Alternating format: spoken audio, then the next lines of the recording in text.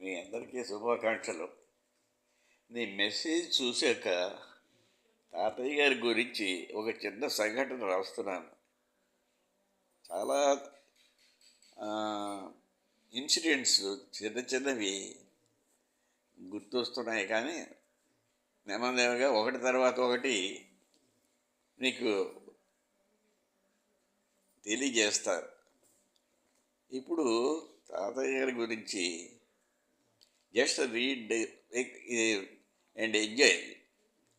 ఆయన ఎంత గంభీరంగా ఉన్నా అప్పుడప్పుడు జోకులర్గా కూడా ఉండేవారు.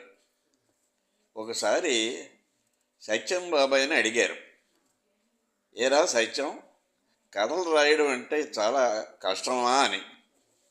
అవును నాన్న అన్నాడు సత్యం బాబాయ్య. అదే చూద్దాం, రేపటికి ఒక కథ రాసి నీకు చూపిస్తాను చూడు అన్నారు. సరే అన్నాడు.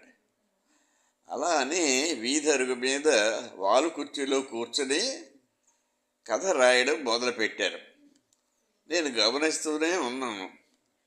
కాగితాలు రాయడం చింపడం, రాయడం చింపడం, ఇటు అటు తిరుగుతున్నాను నేను.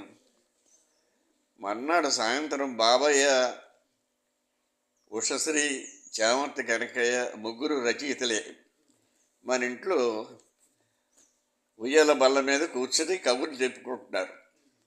బాబాయ్ అడిగాడు, నాన్న కథ రాస్తున్నారు, రాశారా అని. తాతయ్య గారు ఆలోచించి, లేదురా, కథ రాయడం ఇంత కష్టం అని అనుకోలేదురా సత్యం అని తన దీని నిస్సహాయతని అంగీకరించారు. ఇలాగా ఆయన కొన్ని విషయాలు చాలా లైట్గా కూడా తీసుకునేటటువంటి విషయాలు చాలా ఉన్నాయి. ఆయన కథ రాయడానికి ప్రయత్నించి చేసిన కాగితం మొక్కలు నేనే ఏరి పారేశాను. తర్వాత ఇంకా ఒకటి రెండు ఇన్సిడెంట్స్ తర్వాత నెమ్మదిగా చెప్తాను. మన వాళ్ళందరికీ శుభాకాంక్షలు.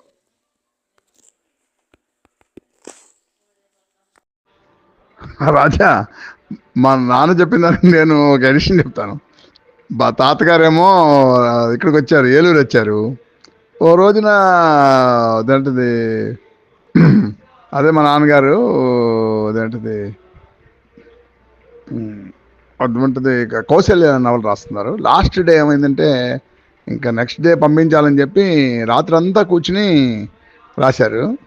లేకపోతే అది అయి ఉండేది కాదు. అది తర్వాత కోర్స్ ప్రైజ్ వచ్చింది, నంది అవార్డు వచ్చింది, మనకు తెలుసు కదా నీకు, తల్లిదండ్రుల సినిమా వచ్చింది. ఆ రోజు రాత్రి అదేంటిది తాతగారు, అంటే మీ తాతగారు మా తాతగారు చెప్తున్నాను, మీ తాతగారు అంటే మా నాన్నగారు పొద్దున్న లేచేపటికి రాత్రి అంతా ఇంట్లో పడుకోలేదా సత్యం అన్నారు. లేదు నాన్న, ఇవాళ వాళ్ళకి పంపించాలి, అదేంటిది ఆ నవల అందుకని రాసినట్టే. రే రామాయణం ఏంట్రా, భారతం ఏంట్రా, రాత్రి అంతా కూర్చొని రాయడానికి అన్నాడు. నాకు బాగా గుర్తుంది.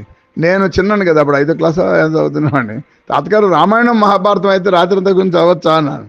రే రామాయణం మహాభారతం రాత్రి అంతా కాదురా, ఎప్పుడు చదువుకున్నా అలాగే నిద్ర వస్తుంది నాకు అది అని చెప్పి అప్పుడు ఆధ్యాత్మిక రామాయణం చదివేవారు. పొద్దున్న 4ంటికి 5ంటికి లేచి అందులో రామాయణం అంతా ఒక పాటలా ఉండేది. మాకు కూడా వచ్చి అది నేర్చుకున్నాం అనమాట.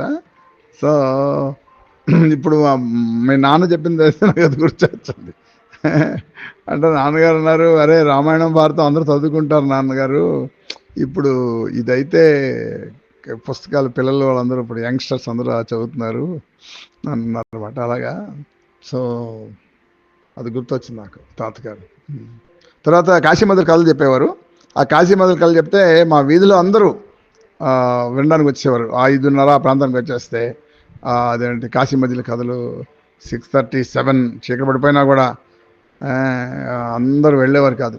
ఇప్పటికీ కూడా మా వాళ్ళందరికీ మీ తాతగారి కథలు మాకు బాగా గుర్తున్నాయని చెప్పాడు. సో తాతగారి కథలు ఫేమస్, వెరీ ఫేమస్.